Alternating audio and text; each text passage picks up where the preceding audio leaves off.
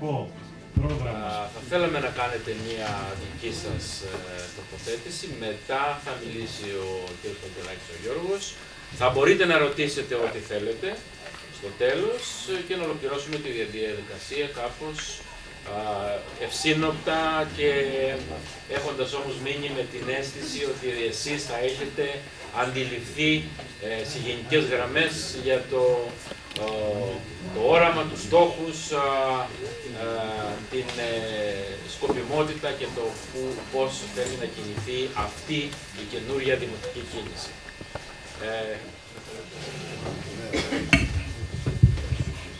Θα ήθελα καταρχήν να ευχαριστήσω όλους τους φίλους, τους πρώην δημάρχους για τα καλά τους λόγια και όλους εσάς αγαπητοί φίλοι και φίλες που με την παρουσία σας τιμάτε την απόψινή μας συγκέντρωση.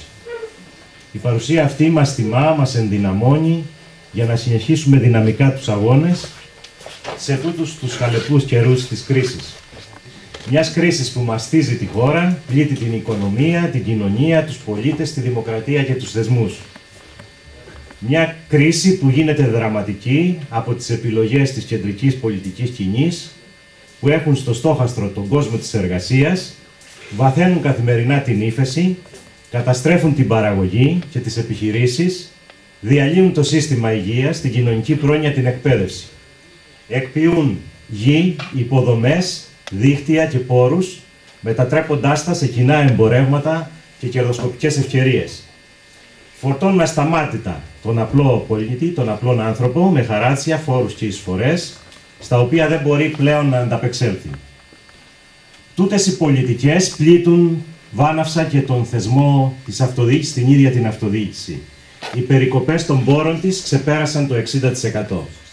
Έχουμε πρακτικά μια πάυση της κρατικής χρηματοδότησης και ως συνακόλουθο έχουμε το σταμάτημα πολλών έργων που θα μπορούσαν να γίνουν στις κατατόπους περιοχές. Οι απολύσεις και οι διαθεσιμότητες των υπαλλήλων, πέραν του ότι οδηγούν πολλούς ανθρώπους, χιλιάδες ανθρώπους στην απόγνωση, καταστρέφουν τη μια μετά την άλλη τις δημοτικές υπηρεσίες και τις υποδομές.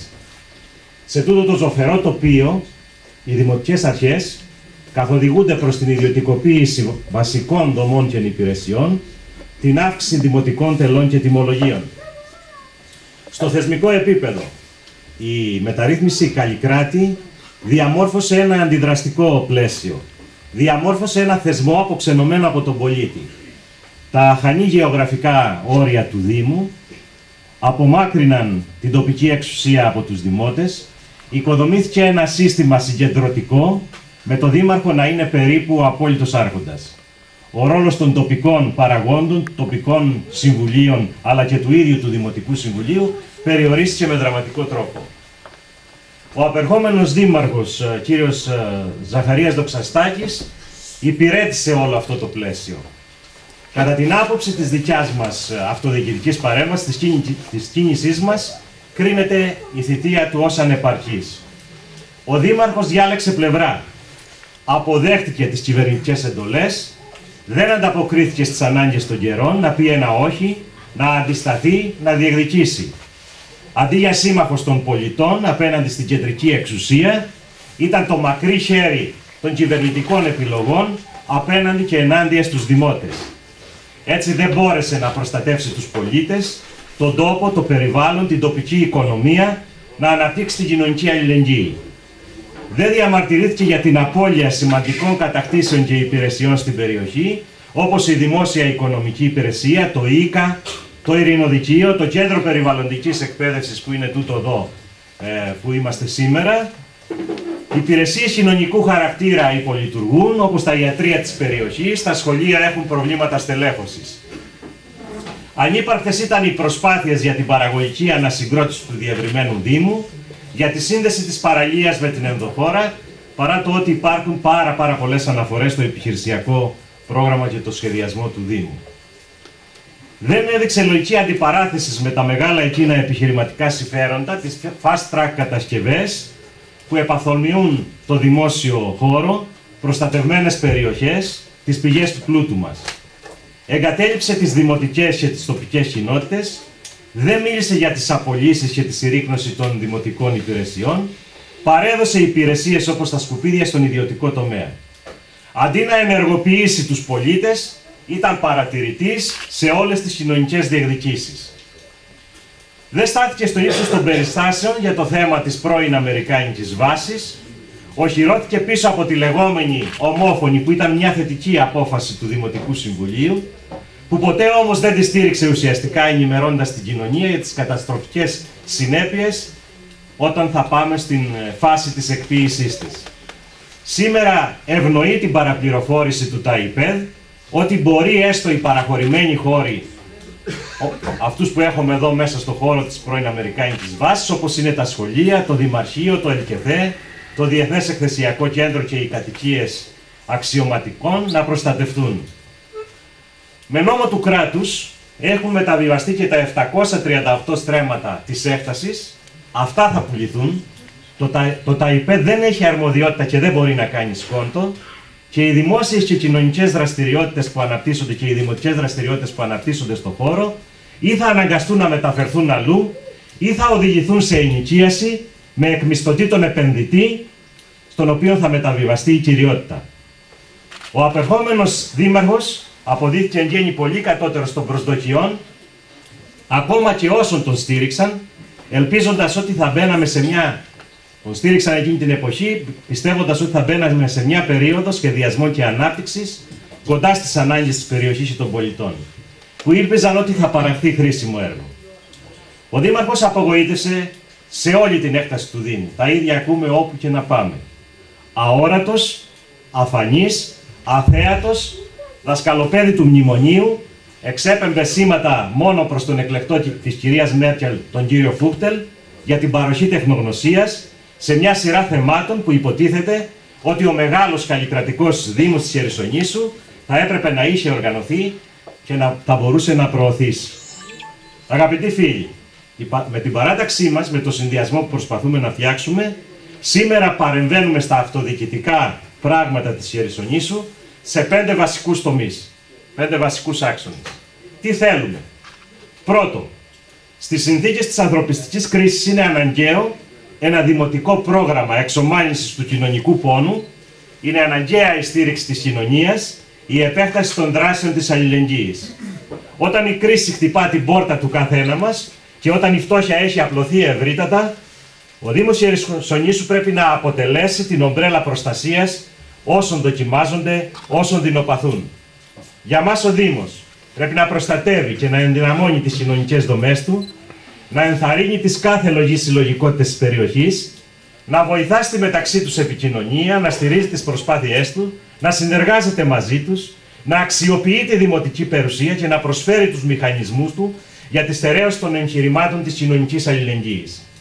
Η χειραφέτηση όσων έχουν πληγεί από την κρίση θα εμφανίσει το πρόβλημα στις πραγματικές τους διαστάσεις.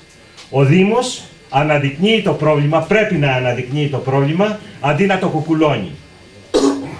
Ο επαναπροσδιορισμός της τάσης ζωής των ανθρώπων, ώστε το εγώ να προσανατολίζεται πλέον στο εμείς, θα οδηγήσει στη νέα συλλογικότητα. Δομές που δημιούργησε η κοινωνία στις εποχές της κρίσης, όπως κοινωνικά ιατρία και φαρμακεία, κοινωνικά φροντιστήρια, δίκτυα αγροτών και καταναλωτών, ανταλλακτικά δίκτυα, κίνημα χωρίς μεσάζοντες, συνεργατικά παντοπολία, συνεταιριστικά εγχειρήματα αγροτών, λαϊκές αγορές βιολογικών προϊόντων, πρέπει να τύχουν της προσοχής και της στήριξης του Δήμου Χερσονήσου. Και του Δήμου Χερσονήσου, μιας και πολλοί δήμοι στην Ελλάδα έχουν υπηρετήσει αυτούς τους κοινωνικούς σκοπούς.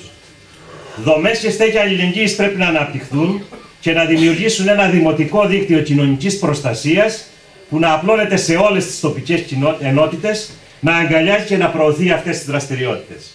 Η θέσπιση ενός Δημοτικού Ταμείου Αλληλεγγύης είναι αναγκαία. Ιδιαίτερη σημασία δίνουμε στον τομέα της παιδείας, ήδη από τον παιδικό σταθμό και τον νηπιαγωγείο. Στις συνθήκες της ανθρωπιστικής κρίσης, η φροντίδα των παιδιών είναι πρώτη προτεραιότητα. Πρέπει να εξασφαλιστεί η επάρκεια των εκπαιδευτικών υποδομών. Το σχολικό περιβάλλον να είναι ασφαλές και πολιτισμένο. Η επάρκεια του προσωπικού να εξασφαλίζει εκπαιδευτικό και παιδαγωγικό έργο. Καμιά αίτηση γονέα για εγγραφή στους παιδικούς σταθμούς δεν πρέπει να απορρίπτεται. Οι συνταγές της λιτότητας και των οικονομικών περικοπών χτυπούν και τον τομέα της υγείας. Αυξάνουν την νοσηρότητα, αλλά ταυτόχρονα διαλύουν το εθνικό σύστημα υγείας και τη δημόσια περίθαλψη, επιδρώντας αρνητικά κυρίως στους φτωχούς και τους αδύναμους. Η υπεράσπιση της υγείας ως κοινωνικού δικαιώματος είναι υποχρέωση και της αυτοδιοίκησης. Έχει ρόλο και λόγο η τοπική αρχή στην οργάνωση, χρηματοδότηση και στελέχωση του ΕΣΥ. Οφείλει να αναδείξει τις ιδιαίτερες υγειονομικές ανάγκες της περιοχής της. Να αντισταθεί στην υποστελέχωση και τις καταργήσεις δομών και υπηρεσιών.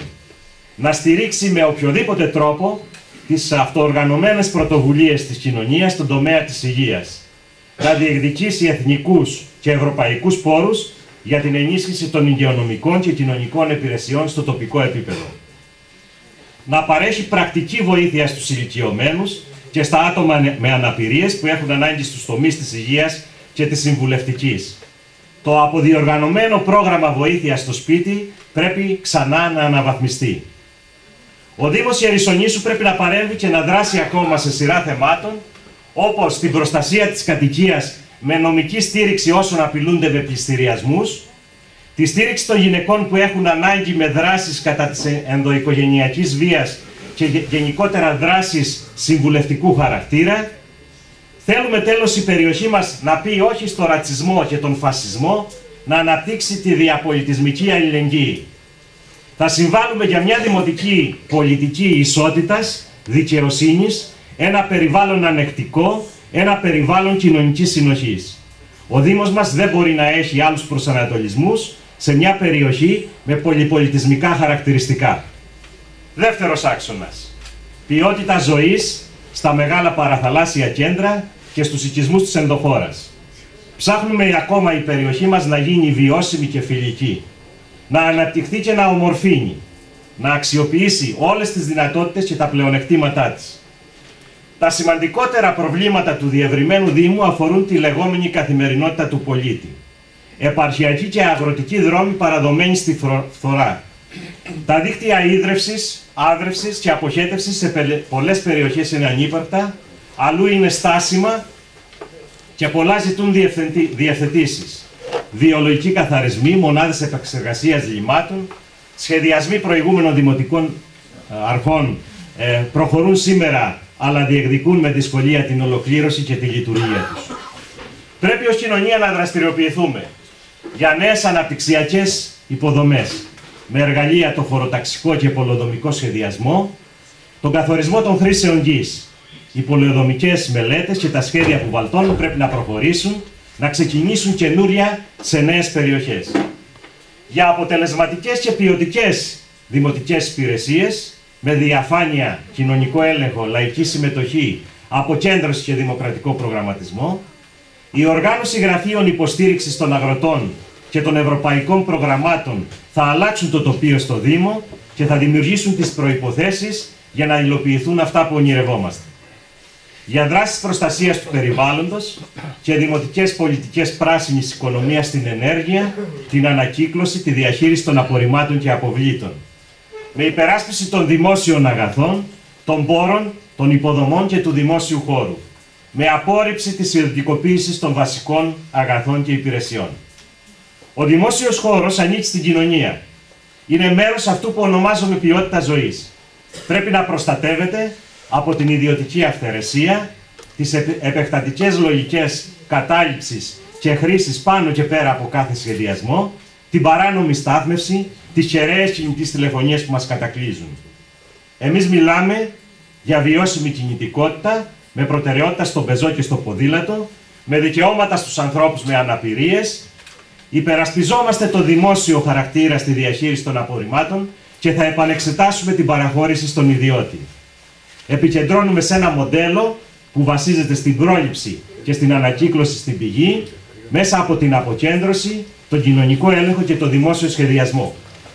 Είναι ένα μοντέλο που εξασφαλίζει πολλαπλές ωφέλειες, όπως περισσότερες θέσεις εργασίας, χαμηλότερο κόστος για τους πολίτες, μέγιστο όφελος για το περιβάλλον, εξοικονόμηση ενέργειας και πρώτων υλών. Μεριμνούμε για την προστασία των αδέσποτων ζώων, διασφαλίζοντας την εφαρμογή των ισχύων των νόμων και διεκδικώντας τα σχετικά κονδύλια που δικαιούται ο Δήμος. Είμαστε αντίθετοι στη λογική εκτέλεσης έργων και παρεμβάσεων. Μπορούν να γίνουν με το σημερινό περιοριστικό πλαίσιο μόνο στους κεντρικούς οικισμούς. Μπορεί εκεί οι ανάγκες να είναι αυξημένες λόγω φόρτου που δέχονται την εποχή της τουριστικής περίοδου, είναι όμως επιβεβλημένο να διασφαλίζεται μια δίκαιη ισορροπία σε όλη την έκταση του Δήμου.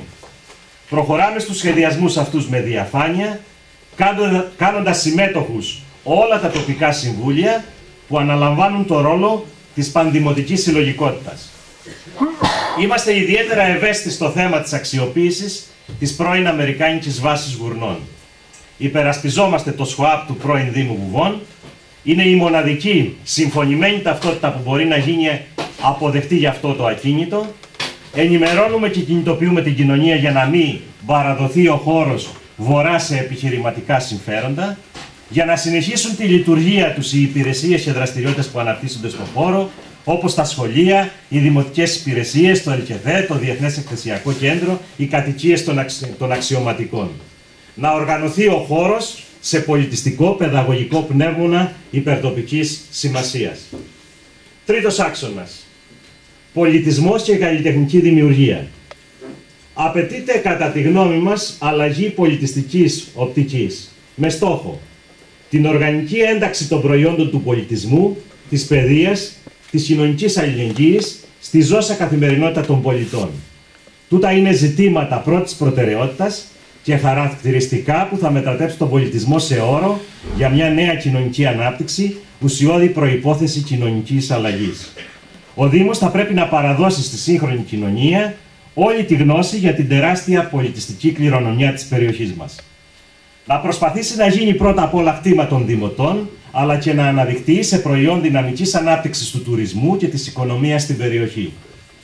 Το πολιτιστικό απόθεμα, σημαντικό ιστορικό συγκριτικό πλεονέκτημα στον τόπο μας, χάνεται τόσο από την κακή οργάνωση των υφιστάμενων δομών, μουσεία, αρχαιολογικοί χώροι, περιβάλλον, φυσικό αλλά και δομημένο τοπίο, αλλά και από την αδιαφορία της Δημοτικής Αρχής, αφού απήχε από το να προωθήσει μια εναλλακτική πρόταση αξιοποίησης όλου αυτού του πλούτου. Για μας ο Δήμος έχει τη δύναμη και το αξιακό φορτίο να γίνει αφετηρία διαλόγου μεταξύ των παραδόσεων και των πολιτισμών, ιδιαίτερα των χωρών της Μεσογείου, να αναδείξει τα κοινά χαρακτηριστικά, να συμβάλλει στο διάλογο για την προστασία του φυσικού και δομημένου περιβάλλοντος. Για μας πολιτισμός δεν είναι μόνο οι επαιτειακές εκδηλώσεις και τα πανηγύρια, αλλά η δυνατότητα να βουτάς στο παλιό, να αντλείς, να δημιουργείς το καινούριο. Είναι τρόπος ζωής που αφορά όλες τις μορφές τέχνης, αλλά και το φυσικό τοπίο, την αισθητική λειτουργία των οικισμών, τα καθημερινά αξιακά βιώματα των κατοίκων. Στόχος μας είναι να δώσουμε έμφαση στον τομέα του πολιτισμού με ένα ειδικό τμήμα στο Δήμο, με στέκια πολιτισμού και αλληλεγγύη σε όλες τις ενότητες του Δήμου, με περιεχόμενο τη στέγαση, ενίσχυση, προώθηση της ερασιτεχνικής αλλά και της επαγγελματικής δημιουργίας σε όλους τους τομείς, θέατρο, κινηματογράφο, εικαστικά, μουσική εκπαίδευση, ιδιαίτερα των νέων, να αποτελέσουν αυτά τα στέκια χώρο καταγραφής αλλά και δομές οργάνωσης και βοήθειας των αδύναμων κοινωνικά ομάδων στο τοπικό επίπεδο και ακόμα να έχουν περιεχόμενο εκθέσεις, εκδηλώσεις, λαϊκές συνελεύσεις. Τέταρτος άξονας των παρεμβάσεων. Οικονομική ζωή, αγροτική παραγωγή, επιχειρηματικότητα, τουρισμός. Η συστηματική μονοκαλλιέργεια του τουρισμού οδήγησε όχι στην ευρεία κατανομή και αναδιανομή του τουριστικού προϊόντος, αλλά αντίθετα στην υπερσυγκέντρωση σε όλο και λιγότερα χέρια. Τα κόστη του μαζικού τουρισμού αλλά και τα ενεργειακά του αποτυπώματα είναι αρνητικά. Επιβαρύνουν την κοινωνία χωρίς να αποφέρουν ανταποδεικτικά ωφέλη και ανάπτυξη. Απαιτείται άμεσα επανασχεδιασμός, συνολικά, προκειμένου να επανακαθοριστεί ένα πλαίσιο στρατηγικής για μια βιώσιμη, κοινωνικά προσανατολισμένη και πραγματικά αποδοτική τουριστική ανάπτυξη. Το κέντρο βάρους της σύνθεσης του τουριστικού προϊόντος απαιτείται να μετακινηθεί, να μετατοπιστεί ταχύτατα από το μαζικό καταναλωτικό απρόσωπο και ισοπεδωτικό χαρακτήρα σε περισσότερο εναλλακτικές μορφές τουριστικής δραστηριότητας που θα στηρίζονται στη σύνδεσή του με την τοπική κοινωνία και τον πολιτισμό. Στις σημερινές συνθήκες γίνεται σαφές ότι θα πρέπει να γίνουν προσπάθειες σε συλλογικό επίπεδο με το Δήμο, τους φορείς του τουρισμού, τους παραγωγικούς φορείς και τους κοινωνικούς φορείς, ώστε η τουριστική ανάπτυξη να λάβει ένα ποιοτικό χαρακτήρα για να αναδείξει το σύνολο των πλεονεκτημάτων και χαρακτηριστικών της περιοχής με αποφασιστικό ρόλο στην τοπική αναπτυξιακή διαδικασία. Η ανάδειξη των πλεονεκτημάτων του ιστορικού, φυσικού και ανθρωπογενούς περιβάλλοντος του Δήμου μας παραμένει ζητούμενο. Ενώ όλοι ξέρουν ότι ο Δήμος Χερσονήσου είναι μια περιοχή από την οποία περνούν εκατομμύρια επισκέπτες το χρόνο, μπορεί να γίνει ένας προορισμός, θα βοηθήσουμε γι' αυτό, όπου ο τουρίστας να έρχεται σε επαφή με τους εξαιρετικά πλούσιους πόρους της περιοχής, όπως το περιβάλλον, οι θεματικές ιστορικές διαδρομές, οι παραδοσιακοί οικισμοί, τα πολιτιστικά και λαογραφικά στοιχεία, τα θρησκευτικά και ιστορικά μνημεία, η αγροτική παραγωγή, τα μοναδικά τοπικά προϊόντα και η κριτική διατροφή. Όλα αυτά σήμερα ακυρώνονται από το γνωστό all inclusive, που στερεί πόρους από την τοπική επιχειρηματικότητα και αφαιρεί από το puzzle της εικόνας που διαμορφώνει ο τουρίστας για τον τόπο και τη χώρα μας και περιμένει να αντιμετωπιστεί. Πέμπτο, Δημοτική Αρχή, η οργάνωσή της, η δημοκρατία και τα δικαιώματα. Η αυτοδιοικητική μας προσπάθεια επιδιώκει να εφαρμόσει ένα άλλο μοντέλο στο αντίποδα του δημαρχοκεντρικού, στον τρόπο λειτουργίας του Δήμου μας. Το διοικητικό και αναπτυξιακό στίχημα που θέτουμε θα στηριχθεί και στους θεσμούς του Δημοτικού Συμβουλίου, αλλά και στους πολίτες και τις λοιπές συλλογικότητες της περιοχής. Επιθυμούμε μια αυτοδιοίκηση η οποία να είναι συνυφασμένη με τη δημοκρατία, την κοινωνική αλληλεγγύη δίπλα στον πολίτη και τις ανάγκες του. Δημιουργήσαμε μια αυτοδιοικητική κίνηση με απόλυτα δημοκρατικές και συλλογικές διαδικασίες, που καμιά άλλη παράδοση από όλο το φάσμα, το πολιτικό και ιδεολογικό της περιοχής, δεν τόλμησε να εφαρμόσει. Η κίνηση Πολίτες για την Κοινωνία και το Περιβάλλον ξεκίνησε τη δράση της, εδώ είναι τα 4 χρόνια που είπε ο κύριος Νικολακάκης, τυπικά και ουσιαστικά ξεκίνησε τότε, υπήρχε όμως σαν δραστηριότητα και πριν. Μπροστά στα σημερινά αδιέξοδα, όλοι εμείς που την απαρτίζουμε, αποφασίσαμε να μετρήσουμε πλέον και τις δυνάμεις μας, γιατί ήταν μια άτυπη κίνηση πολιτών, τις ικανότητες και τις ευθύνες μας, τις προοπτικές και τις βλέψεις μας, συμμετέχοντας στις προσεχείς δημοτικές εκλογές. Και τούτο όχι ως μια προσωπική διαδρομή και φιλοδοξία, αλλά με διάθεση προσφοράς στον τόπο και στο δημότη. Επιχειρούμε να βρεθούμε μαζί με κάθε συνδημότισσα και συνδημότη μας, που διαθέτει εντιμότητα, συνέπεια, φρέσκια σκέψη και διάθεση για δράση. Θέλουμε να σηκώσουμε μαζί τους, μαζί με όλους εσάς, το βάρος της νέας ριζοσπαστικής αντίληψης για το ρόλο της αυτοδιοίκησης. Θέλουμε να συμπορευτούμε με κάθε τίμιο άνθρωπο και δημοκράτη, που είναι διατεθειμένος να αντιπαρατεθεί με τα προβλήματα. Κάθε συμπολίτη μας, που αρνείται τις γνωστές παθογένειες των κομματαρχών, των πελατειακών σχέσεων, της οικογενειοκρατίας που μας έφεραν ως εδώ. Αγαπητοί φίλοι και φίλες, πολλές από τις δυνάμεις που απαρτίζουν τη σημερινή δημοτική πλειοψηφία θέλουν να προσδώσουν στις προσεχείς δημοτικές εκλογές ένα μόνο τοπικό χαρακτήρα. Επιχειρούν να τις αποσυνδέσουν από το κεντρικό πολιτικό πρόβλημα της χώρας. Την ίδια στιγμή όμως γνωρίζουν ότι μέσα στα ασφικτικά πλαίσια που θέτει το μνημόνιο, το πολιτικό και το αυτοδιοικητικό συμβαδίζουν. Τα τοπικά προβλήματα και η μη επίλυσή τους έχουν πολιτική αιτία. Παραπλανούν την κοινωνία και τους δημότες, ότι όσοι από αυτούς ισχυρίζονται πώς μπορεί να λειτουργήσει ο θεσμός της αυτοδιοίκησης χωρίς να ανατραπούν οι σημερινές πολιτικές των κεντρικών κυβερνήσεων.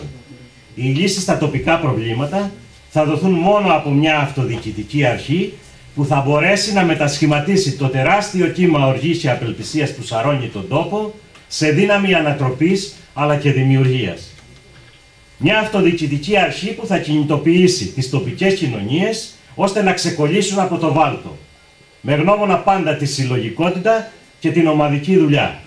Εμείς ως κίνηση, οι άνθρωποι που την απαρτίζουν, πιστεύω και όλοι εσείς, είμαστε έτοιμοι με την βοήθειά σας, τη βοήθεια όλων μας, με τη στήριξη όλων σας, αλλά και τη συμμετοχή σας στο ψηφοδέλτιό μας, νομίζω ότι έχουμε την ικανότητα να τα καταφέρουμε.